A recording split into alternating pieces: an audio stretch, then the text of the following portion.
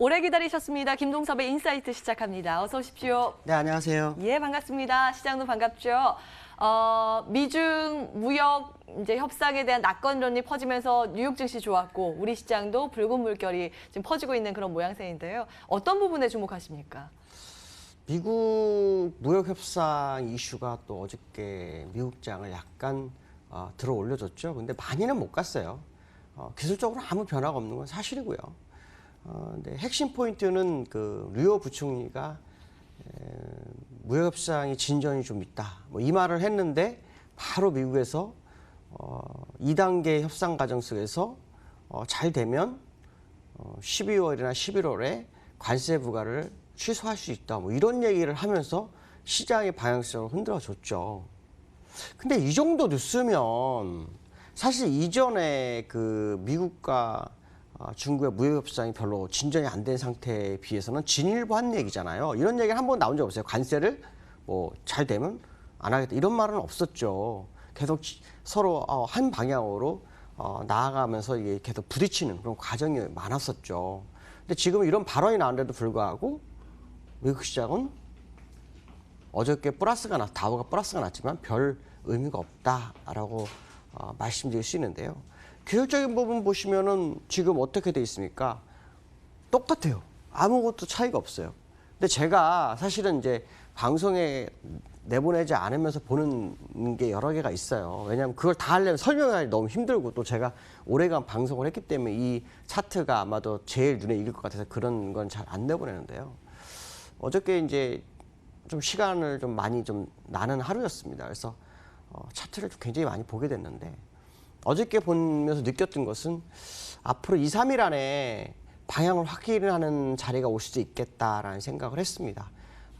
기술적으로는 지금 이제 일목으로는 현재 이 상황이지만 제가 보는 다른 지표로 보면은 지금 이 자리가 꼬꾸라질 수 있는 자리가 나올 수 있고 또 연장파가 나올 수도 있는 아주 중요한 자리에 확실히 도래했구나라는 것을 다시 한번 확신하는 오늘 하루였거든요. 그래서 시간적으로 보니까 이틀, 3일 사이의 변화가 어떻게 나오는지 꼭 지켜보시면 될 것 같습니다. 만약에 그게 제 예상대로 밑에 쪽이라 그러면 그동안 이 하락했던 거는 아무것도 아닌 상황이 나올 수 있습니다. 근데 만약에 역회전이 걸려서 올라가게 되면 정말 지난번처럼 이렇게 양봉 하나 세워줘서 주식을 계속 사고 가야 되는 그런 상황이 나올 수도 있습니다. 근데 확률적으로는 전자, 후자 어느 쪽이냐 그러면 일단 저는 전자 쪽에 더 무게를 싣습니다. 왜냐하면 그러한 차트는 하락하기 전에 나오는 모습이었기 때문에 한번 지켜봐야 되겠다라고 말씀드리는데요. 중요한 것은 뭐냐면 무역 분쟁이란 협상이란 얘기가 기대를 이렇게 조금 더 자아내는 발언이 양쪽에서 핑퐁으로 나왔는데도 불구하고 더 이상 못 갔다라는 의미, 그거에 대해서 한번 좀 생각해 볼 수 있겠다라고 말씀드리고 싶고요. 두 번째는 제가 항상 말씀드린 이제 원달러 굉장히 많이 합니다. 원달러가 1171원이네요. 이걸 보면서 이제 위험자산에 대한 선호도에 대한 얘기를 굉장히 많이 할 수 있어요. 왜냐하면 우리나라는 원달러하고 위험자산은 반비례잖아요. 그렇죠? 그러니까 원달러가 지금 상황에서 본다면은 이거 더 내려가겠구나라는 생각을 굉장히 많이 하죠. 근데 한편으로는 이런 생각을 한번 해볼 수 있습니다. 어저께 혹시 뉴스 보신 분도 아시겠지만 우리나라 수출이 11분기 연속으로 11개월 연속으로 하락을 했죠. 근데 재미난 것은 19%가 빠졌어요. 수출이 19%가 감소했다는 거죠. 그럼 이걸 한번 생각해 봐야 됩니다. 19%가 감소했다? 그러면은 흑자가 줄겠죠.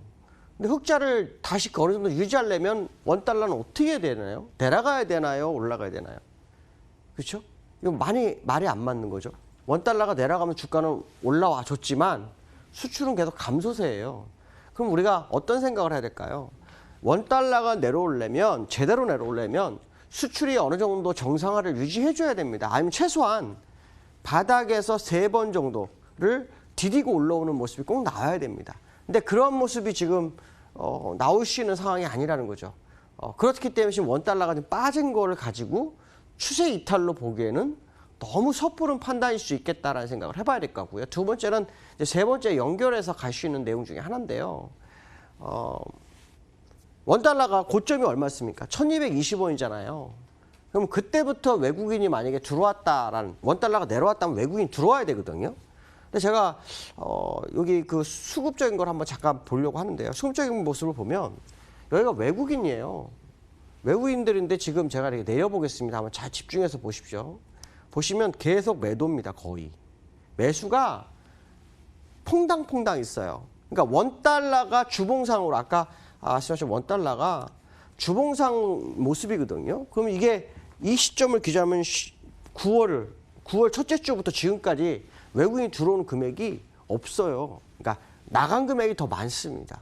자, 이런 상황으로 계산해 본다 그러면 지금 원달러 이 자리를 추세 이탈 국면으로 보기에는 굉장히 어려울 수 있다. 일단 이거는 이제 제가 여러 가지 논리상으로 말씀드린 거고, 기술적으로 보면 지금요 여기서 뛰어야 할 자리에서 못 뛰었어요.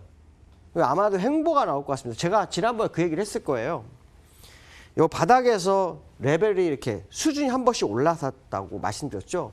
그 자리를 찾는 과정일 거라고 판단했습니다. 무슨 말이냐면 어느 지점에서 횡보해야 될 자리를 찾는 과정이기 때문에 현재 모습이다. 그렇기 때문에 원달러가 1170원까지 내려와서 주가가 올라왔지만 이거를 100% 믿어서는 안 될 것이라는 거죠.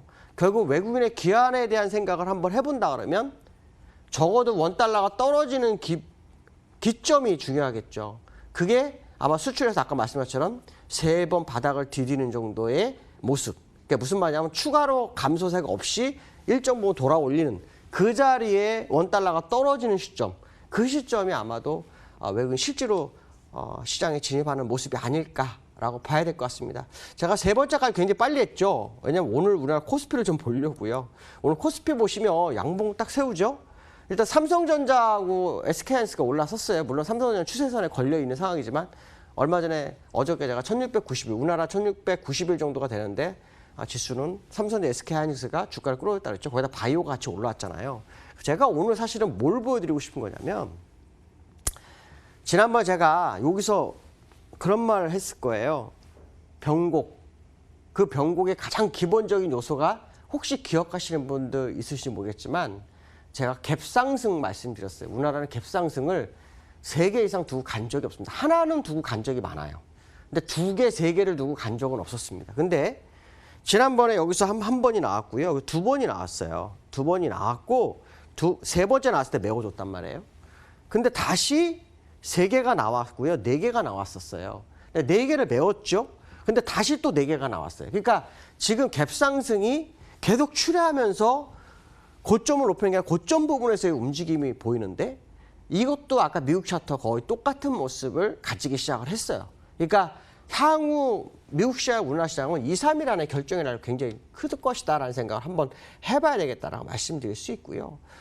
거기에서는 이제 외국인들이 본격적인 매수와 기관들의 모습이 꼭 필요할 거라는 말씀을 드리고 싶습니다. 왜냐하면 이 시장을 이끌어온 게 누구였죠? 제가 말씀드린 연기금이었단 말이에요. 그러니까 연기금들이 공격적으로 들어올 수 있는지, 제가 알기로는 연기금이 추가로 매수할 여력이 제가 없는 걸로 알고 있거든요. 그런 부분 본다면 지금 이 자리는 우리가 투자하는 사람 입장에서 굉장히 부담스러울 수 있다는 생각을 해봐야 됩니다. 그래서 4번째 갭이 있다는 것 자체는 일단 리스크 관리가 필요한 상황이고요. 그 상황 속이라 그러면 지금에 올라온 것을 100% 환호하기는 굉장히 이를 것 같다라고 말씀드리고 싶습니다. 오늘 여기까지 하겠습니다. 감사합니다. 네, 시장 양호한 흐름 여전히 지속되고 있습니다. 미국에서 애플이 신고가 경신하고 오늘은 우리 시장 삼성전자가 52주 신고가 경신 지속적으로 시도하고 있습니다. HLB 급등 지속과 일부 바이오주의 선전이 이어지는 오늘인데요. 역시 시장의 관심 또 그에 따른 수급이 뒷받침되어야 모아져야 가는 종목이 지속적으로 가는 게 아닐까 싶은 오늘입니다. 앞으로 또 매력을 발산할 종목은 무엇이 될까? 투자자의 수급을 당길 만한 이 가을 전어 같은 종목들은 무엇이 될까? 이 고민하면서 내일도 내용 준비해 돌아오겠습니다. 남은 오후장 성공 투자하시고요. 지금까지 함께해 주신 여러분 고맙습니다.